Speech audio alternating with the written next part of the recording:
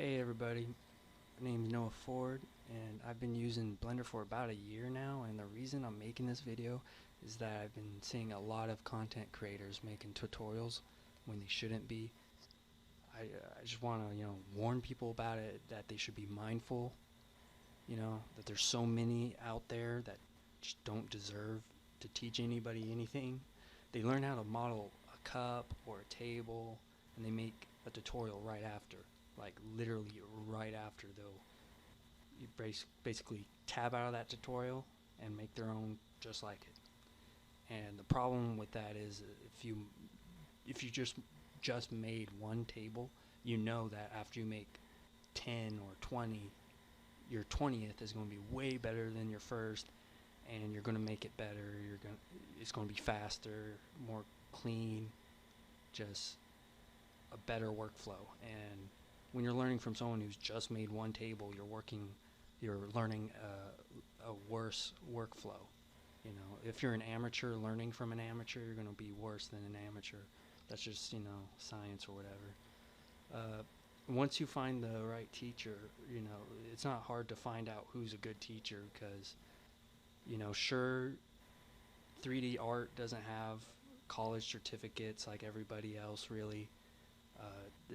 The proof's still in the pudding. You can tell a bad artist from a good artist pretty easily.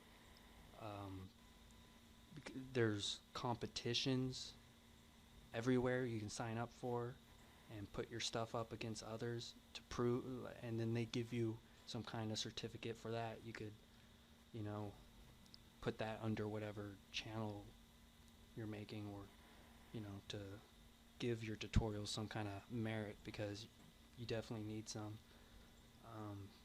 Because people don't want to learn from someone who's just making tutorials just to make tutorials. They want to learn from someone with a genuine passion for teaching.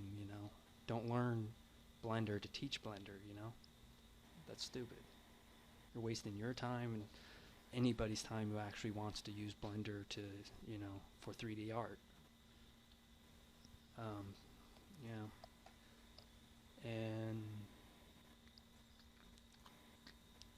once you find the right teacher, make sure you're talking to other artists, and who, people are learning, people who know more or less than you do. Touching bases with all these guys kind of gives you a curriculum of what you need to know, because you see what they're doing, and from that you know what you're missing from your stuff.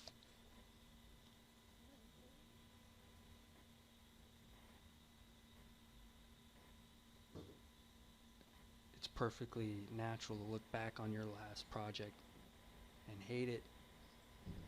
That just means you're growing as an artist. And if you look back on a project after a week or a month and you still feel proud about it, you're probably not challenging yourself enough. However, if you hate it and think it sucks, you're probably on the right track.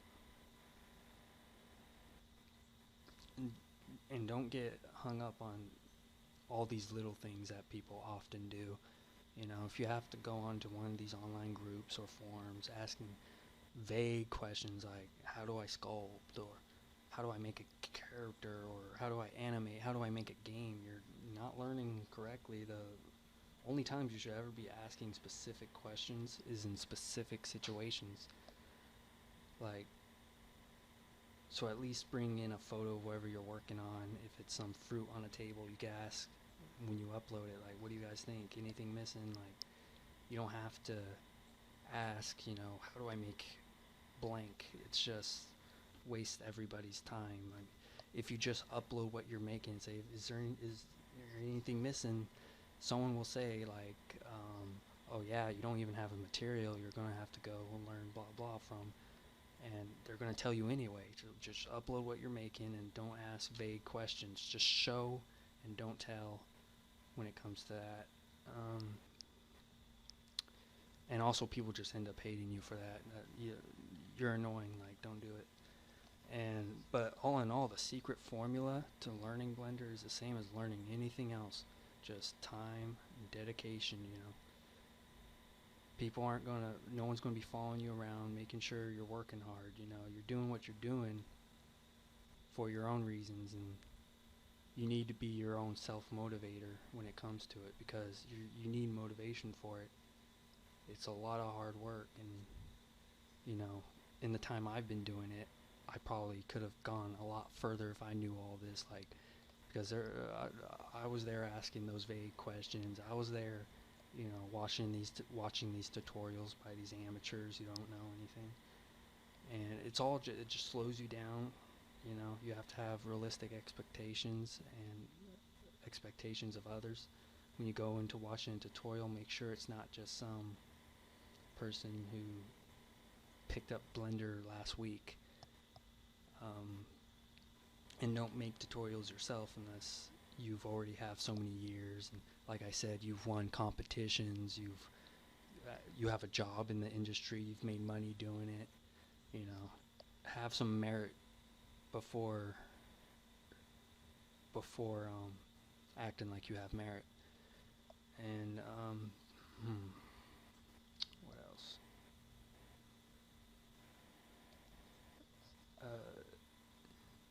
Yeah, it's people get into it expecting it's like playing a game, because it's all like, when you see an amateur upload something, it always looks like a cartoon, it looks like a game kind of.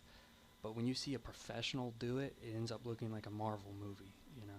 So compare your stuff to the professional stuff and keep trying to go there. Don't just settle with all the people who are kicking back making cartoons. There's a huge skill cap to this thing. I just want to warn people, don't, there's a lot of, I see it myself, if I search up anything, like, how do I make a Christmas tree or something, you'll see some dude, trying to sell assets or something, stuff like that. It's just, it's annoying. You just gotta, look at it objectively, and don't have a bias towards the easy way, because it's always so easy to go the easy way. That's why it's the easy way, and that never ends up, you always end up being worse than someone else going that route. So try to focus on the things you're bad at and improve at those things, even if it's a headache, even if you hate it.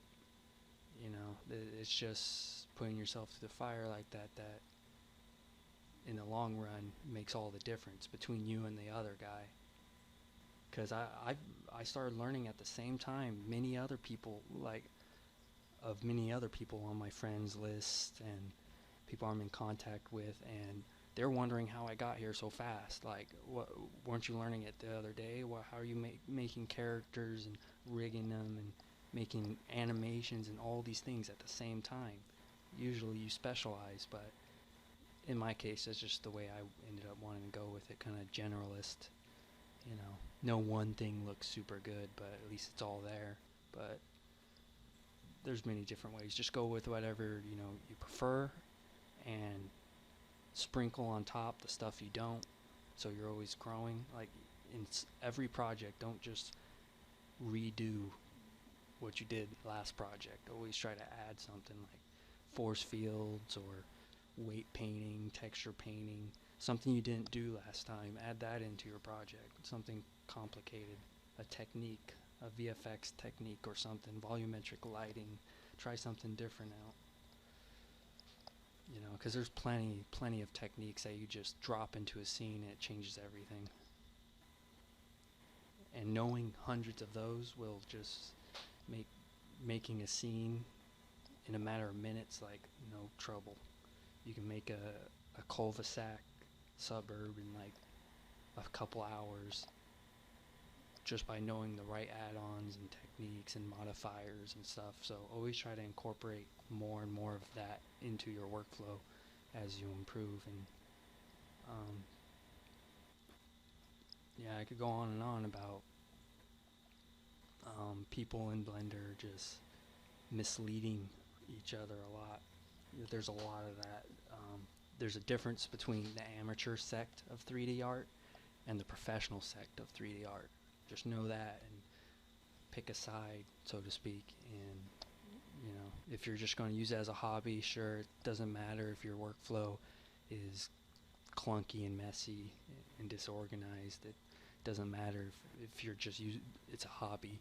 But if you're planning on someday making money off of it, you have to get serious about it, because it's not as easy as it looks. You know, it looks easy making these characters and stuff, but believe it, it's not. It's kind of like, it's like as hard as being a doctor or something in the end.